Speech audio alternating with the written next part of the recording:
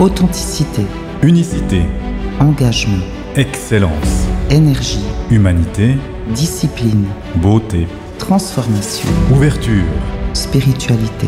durabilité. Renaissance 69. Renaissance 69.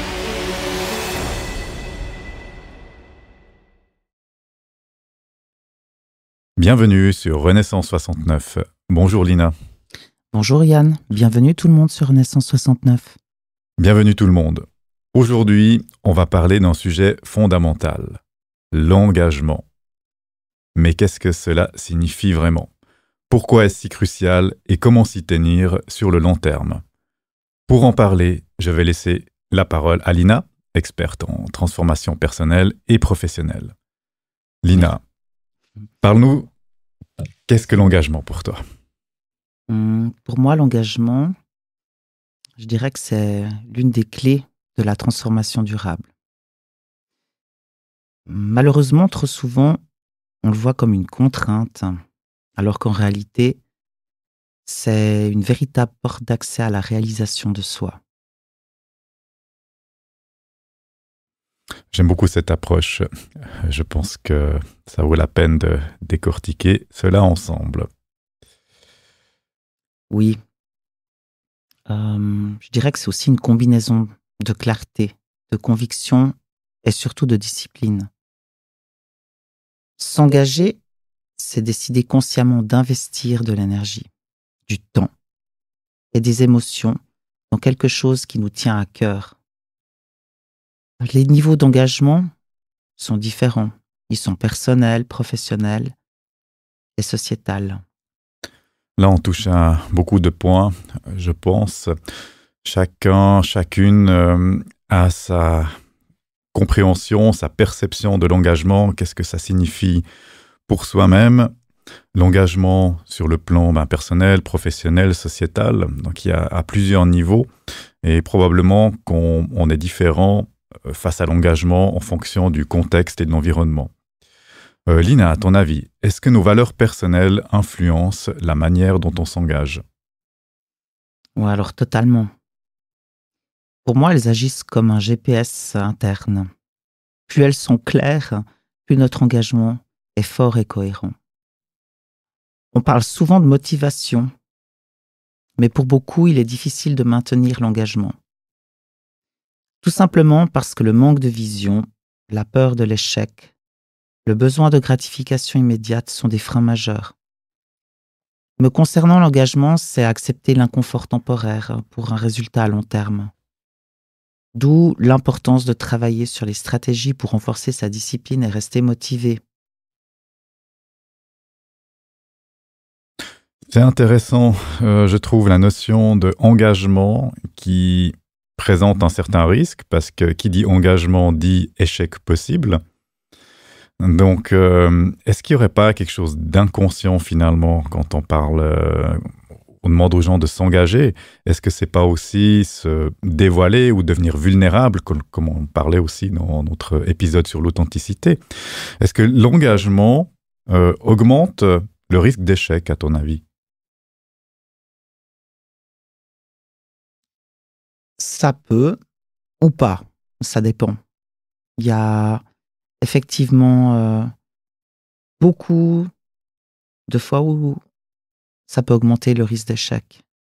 Et puis, c'est un peu le bas qui blesse. Je pense que c'est primordial d'apprendre à décomposer ses objectifs et puis prioriser et savoir surtout dire non à ce qui nous éloigne de nos propres engagements qui sont essentiels pour nous. Moi, ce que j'ai envie de dire par rapport à ça, alors le risque d'échec, de toute façon, il est présent. Enfin, il est tout le temps. On peut échouer dans tout ce qu'on fait. On peut échouer sur son trajet pour aller au travail, avoir un accident qui peut être considéré comme un échec. Mais engagement, ça rime aussi avec potentiel. Si on s'engage dans quelque chose, l'échec n'est pas la seule issue. Non, clairement pas. Mais là, je dirais encore une fois de plus qu'il est important d'apprendre à dire non pour pouvoir respecter nos engagements. Je vais te donner un petit exemple. Pas plus tard qu'hier, j'ai une cliente où on devait faire un personal training ensemble et puis en fait, elle m'envoie un message dans l'après-midi en me disant que malheureusement, elle pouvait pas être présente parce qu'elle s'est bloqué le dos. Mmh. Du coup, comme j'ai travaillé énormément avec des médecins, des physios, bah, je lui ai dit: «Mais passe, et puis on va regarder ça ensemble». Donc je me suis permise, de regarder son dos, on a fait quelques manipulations. J'ai aussi, donc je lui ai donné aussi, un petit massage et en fait, on a beaucoup discuté et elle m'a expliqué la situation. Elle avait une soirée avec des collègues et un repas. C'était fort sympathique, mais du coup, on lui a demandé de s'occuper, de mettre les choses en place et donc elle a porté des tables, d'où elle s'est bloqué le dos et cetera et je lui ai dit: «Mais pourquoi tu as accepté de prendre tout ça en charge?» Et c'est vrai que c'est une personne qui est bienveillante et qui est gentille et qui a de la peine à dire non. Et je pense qu'il y a un certain moment donné, de toute manière, dans tout ce qu'on fait, il y a un risque d'échec, hein, et puis ça serait pas drôle s'il y avait pas de risque d'échec, hein. C'est chaque entrepreneur, quand il entreprend quelque chose, il est conscient qu'il y a un risque d'échec. Après, il faut pouvoir minimiser et puis, savoir quitter le bateau, quand c'est encore possible ou pas. Mais il est important d'apprendre à dire non et de rester focus sur en fait les objectifs qu'on s'est fixés et donc c'est un engagement envers nous-mêmes. Mmh. Absolument, je le vois aussi comme ça. Et puis, on parle de risque, hein, échec. Je pense que on prend de toute façon des risques, quoi qu'on fasse. Après, il y a aussi une possibilité de gérer ces risques de manière à ce que les conséquences soient limitées si maintenant quelque chose ne devait pas fonctionner comme on le pensait.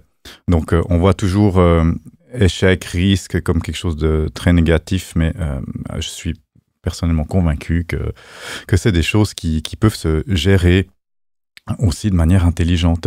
Et puis, l'autre point que tu mentionnes, donc savoir dire non avant de s'engager. Si je comprends bien, donc c'est soit on s'engage pas. Mais là, j'aurais une autre question, parce que je vois beaucoup de gens qui veulent s'engager, mais qui finissent par abandonner au final. Est-ce que tu penses que la surcharge mentale joue un rôle là-dedans? Bah, clairement et puis surtout, je dirais que il faut savoir être cohérent entre, ses paroles et puis ses actes. Mais il y a énormément de surcharge mentale et surtout en ce moment et je pense sincèrement qu'on ne peut pas prétendre être présent, si nos actions disent le contraire. Oui, En fait, c'est un peu la base, il faut savoir écouter, avec attention, heu, être sincère et puis créer une véritable connexion authentique et pas dire, «Je vais faire ça» et se sentir complètement épuisé mentalement, physiquement et pas être capable de le faire. Il faut dire non, tout simplement. ça demande du courage de dire non. Bah déjà, je pense d'être conscient de la capacité, de nos propres ressources qu'on a pour pouvoir s'engager. Des fois, l'impression que c'est pas toujours facile. Non, c'est pas facile. Encore une fois de plus, si c'était facile, ce serait pas drôle, mais je dis toujours un peu aux entrepreneurs que j'accompagne, c'est que un véritable leader, il doit être engageant, il doit être inspirant, il doit montrer l'exemple, il doit donner du sens à ses actions, il doit savoir motiver naturellement son équipe et puis, bah, si il sait pas se motiver, naturellement lui, comment est-ce qu'il va motiver une équipe? S'il y a pas d'engagement, on peut pas voir, ou on peut voir très difficilement une réussite professionnelle ou personnelle ou quelle qu'elle soit. L'engagement, c'est la base. C'est ce qui nous touche personnellement. Ça doit être, j'ai envie de dire, sincère et contagieux. Hmm. Maintenant, si on parle des relations personnelles, donc comment s'engager de manière authentique dans nos relations? Dans nos relations personnelles, Dans nos relations personnelles, oui. en étant soi. On en revient toujours à la même chose. Je veux dire, si on est soi, heu, On peut faire notre SWOT analysis avec nos forces, nos opportunités, nos menaces, enfin nos points forts, faibles. On se connaît. Qui se connaît mieux que soi-même? Donc, me concernant, que ça soit dans le personnel ou dans le professionnel, je sais exactement quand je peux m'engager ou pas. Et quand je peux pas, je dis non. Parce que justement, je veux éviter l'échec, tout en sachant que même en m'engageant, il y a un risque d'échec. Mais bon, ça, chaque entrepreneur le sait. Mais il faut être authentique. Mais ça nous ramène sur le être soi. Toujours. Et se connaître. De toute façon, si on se connaît pas, si on s'aime pas, si on connaît pas nos limites au niveau professionnel ou privé, on est tous, on a tous nos tics, nos tocs, et puis c'est à nous de pouvoir gérer ça. Et pour pouvoir s'engager, il faut connaître notre capacité à pouvoir le faire ou pas. Mmh. En fait, j'ai envie de te dire, pour moi, l'engagement, c'est pas un sprint. C'est un marathon. Peu importe l'ampleur en fait de l'action, l'important, que ça soit au niveau professionnel et privé, je dirais que c'est de rester tout simplement aligné avec ce qui nous anime. Je pense que tu as touché 2 points qui sont primordiaux. Hein. Tu as dit c'est pas un sprint, c'est un marathon. Tu accompagnes des managers, des entrepreneurs dans cette démarche. Donc finalement, comment instaurer une culture d'engagement durable dans un milieu professionnel, à ton avis? J'utilise énormément d'outils parce que au préalable, c'est vrai que les entrepreneurs, quand ils s'adressent à moi, je travaille avec eux en one-to-one pour pouvoir poser des mots MOTS sur leurs mots MAUX, et notamment un des grands problèmes qu'ils ont tous, c'était l'engagement que, on va dire, les gens avec qui ils travaillent. Et pour ça, je leur propose des workshops et je vais utiliser différents outils afin déjà de pouvoir un peu voir qui ils sont. Parce que malheureusement, beaucoup d'entre eux vivent dans le cycle infernal du boulot, métro, dodo, où on n'a pas le temps de penser, et puis on y va, et puis on a des objectifs à atteindre, et puis on ne se pose pas la question si oui ou non on pourra les atteindre. C'est compliqué, c'est complexe, et pour ça j'ai plein de tests, plein de méthodes, et au final c'est en discutant avec eux que je vais trouver ce qui va le plus leur correspondre. Enfin, c'est surtout eux qui vont utiliser mes outils et qui vont me dire ça c'est bon, je match, ça non, ça, et puis ça va donner des réponses et ça va être automatique. Mais ça prend du temps. C'est vrai que les transformations physiques, j'ai des résultats en règle générale en 3 mois. Maintenant, la plupart du temps, je ne cache pas que le mental ne suit pas, et je répète sans cesse que oui, effectivement, je suis là pour les pousser. Oui, effectivement, j'ai une énorme boîte à outils, mais c'est eux qui vont devoir travailler. Et s'ils ne s'engagent pas et s'ils ne sont pas disciplinés, il y aura 0 résultat. Et donc là, je préfère dire tout de suite au revoir. Donc, même ce processus-là nécessite un engagement. Mais c'est clair, tout nécessite un engagement. Donc, on y revient. C'est quasiment universel de s'engager ou de décider est-ce qu'on s'engage ou si on ne s'engage pas. Je crois qu'il n'y a pas une obligation de s'engager, mais quand on s'engage... On s'engage. On s'engage. Mais ce n'est pas une simple décision. C'est un véritable mode de vie. Enfin, peut-être que j'ai une vision pragmatique, mais je pense que c'est un mode de vie. J'ai envie de rappeler que chaque action compte et que l'engagement, qu'il soit personnel ou professionnel ou sociétal, est une source de transformation profonde. C'est aussi simple que ça. Et puis d'ailleurs, je sais pas, mais Yann, toi qui as une approche artistique et intuitive, est-ce que tu pourrais m'apporter aussi un éclairage plus libre et fluide que le mien, peut-être, ou pas sur la notion d'engagement. Parce que c'est vrai que là encore, même si je dis que je ne suis plus une machine de guerre, mais avant tout une machine d'amour ou plutôt de bienveillance, parce que c'est vrai que les gens interprètent, même si on dit selon les accords Toltec qu'il ne faut pas interpréter, mais tout le monde interprète, il ne faut pas rêver. Puis au final, peu importe ce que les gens peuvent penser, j'ai peut-être une vision trop cartésienne. Je ne sais pas, est-ce que tu as une autre vision par rapport à l'engagement ?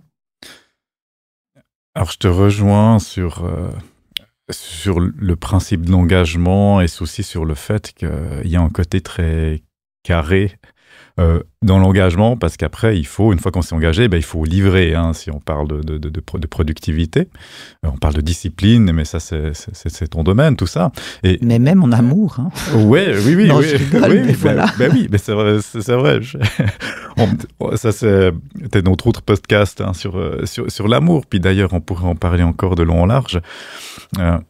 Maintenant, pour revenir à ta question, par rapport à une approche intuitive, artistique, par rapport à l'engagement, moi, dans mon processus, avant que je m'engage dans quelque chose, j'ai besoin de me sentir aligné. Aligné, mais au fond de moi, c'est quelque chose qui n'est absolument pas rationnel, cartésien du tout. Il faut que je sente dans mes tripes, est-ce que je suis aligné avec cette chose? Est-ce que je suis capable de m'engager? En fait, c'est même pas la bonne question. En fait, si je suis aligné, je vais naturellement m'engager dans la chose que j'aurais décidé de faire.